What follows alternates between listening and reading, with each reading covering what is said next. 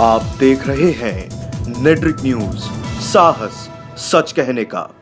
Mecca Medina जो इस्लाम को मानने वालों के लिए जन्नत का दरवाजा भी कहलाता है। दुनिया के हर मुसलमान की ख्वाहिश होती है कि वो जिंदगी में एक बार मक्का मदीना जरूर आए।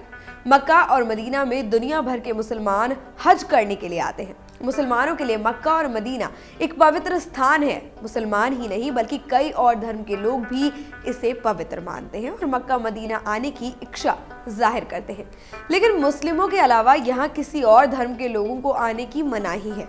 मनाही की कुछ वजह भी हैं, तो आज हम आपको बताते हैं मक्का मदीना से जुड़ी कुछ अहम जानकारी। मक्का शहर, जो कि अब मक्का प्रांत की राजधानी है, जाज क्षेत्र में स्थित है, जिसकी कुल आबादी लगभग 20 लाख के आसपास है। जहां जाने के लिए सऊदी अरब के जेद्दा शहर उतरना पड़ता है और वहां से सड़क के रास्ते मक्का जाया जाता है। मक्का को इस्लाम से पहले बक्का शहर के नाम से जाना जाता था। बाद में इसे मक्का नाम दिया गया, जो आखिरी नबी हजरत मोहम्मद का घर भी है। यहीं से इस्लाम की शुरुआत भी हुई थी। इसलिए इस्लामी परंपरा के अनुसार मक्का की शुरुआत इस्माइल वंश ने की थी। मक्का शहर में खाना काबा भी है, जिसे पैगंबर इब्राहिम ने अपने बेटे इस्माइल के साथ मिलकर बनाया था और हज किया था, जिसके चलते मक्का को व्यापार का केंद्र भी माना जाता था। मक्का से ही आखिरी नबी हजरत मोहम्मद ने अपने कुछ सहाबियों को लेकर इस्लाम की घोषणा करी थी और यहीं से इस्लाम की शुरुआत हुई। मक्का शहर में पहले बुत परस्ती थी, यानी मूर्तियों की पूजा होती थी, लेकिन आखिरी नबी हजरत मोहम्मद ने इसका विरोध करके मूर्ति पूजन को मक्का से समाप्त करवा दिया। लेकिन मक्का के कुछ मुनाफिक लोगों को ये बर्दाश्त नहीं हुआ और उन्होंने नबी हजरत मोहम्मद और उनके साथियों को परेशान करना शुरू कर दिया, जिसके बाद भी नबी करीम हजरत मोहम्मद इस्लाम का प्रचार मक्का में करते रहे। जब मुनाफिक लोगों को डर लगने लगा कि मोहम्मद इस्लाम सबको अपनी ओर आकर्षित कर रहे हैं और लोग भी मोहम्मद के साथ जुड़ रहे हैं, तो मुनाफिक लोगों ने मोहम्मद और उनके अनुयायियों को कत्ल करने के लिए अपने सैनिक भेजने शुरू कर दिए।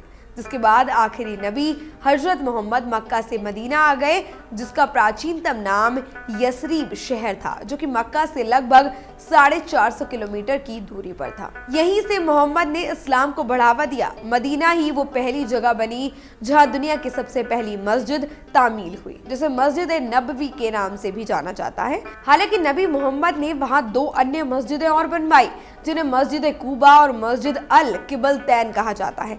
लेकिन मस्जिद नबवी वो मस्जिद है जिसे मोहम्मद ने अपने हाथों से बनाया था और मदीना ही वो जगह है जहां पर वफात के बाद आखिरी नबी को दफनाया गया था और नबी के साथ साथ वहां पर 2 खलीफा हजरत अबू बकर सिद्दीकी और हजरत उमर बिन खत्ताब की कब्रें भी हैं, जिसकी इजारत करने दुनिया के हर मुसलमान आते हैं।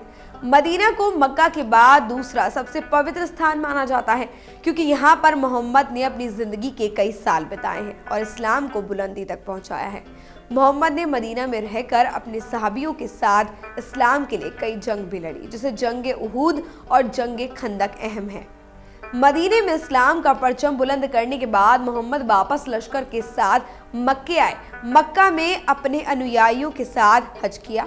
इतिहास बताता है कि सन 966 से लेकर 1924 तक मक्का शहर की देखरेख स्थानीय शरीफ द्वारा की जाती थी, लेकिन 1924 में सऊदी अरब सरकार ने इसे अपने अधीन कर लिया और आधुनिक काल में मक्का शहर के आकार और बुनियादी संरचना में एक महान विस्तार देखा गया है।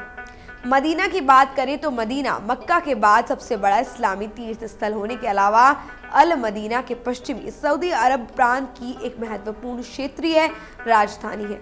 हालांकि गैर मुस्लिमों के लिए ये सीमा से बाहर है, क्योंकि मदीना और मक्का को पवित्र स्थान माना जाता है और अन्य धर्म के लोग आज भी बुतों की पूजा करते हैं, जिसके चलते वहाँ किसी गैर इस्लामी धर्म के लोगों को नहीं आने दिया जाता। ऐसी ही और तमाम अहम जानकारियों के लिए सब्सक्राइब करें हमारे चैनल नेट्रिक न्यूज को और साथ ही साथ हमारी वीडियो को सबसे पहले देखने के लिए बेल आइकन जरूर दबा दें। हमारे साथ जुड़े रहने के लिए हमारे YouTube चैनल को सब्सक्राइब करें, साथ ही बेल आइकन को दबाएं। नेट्रिक न्यूज की खबरें सबसे पहले देखने के लिए।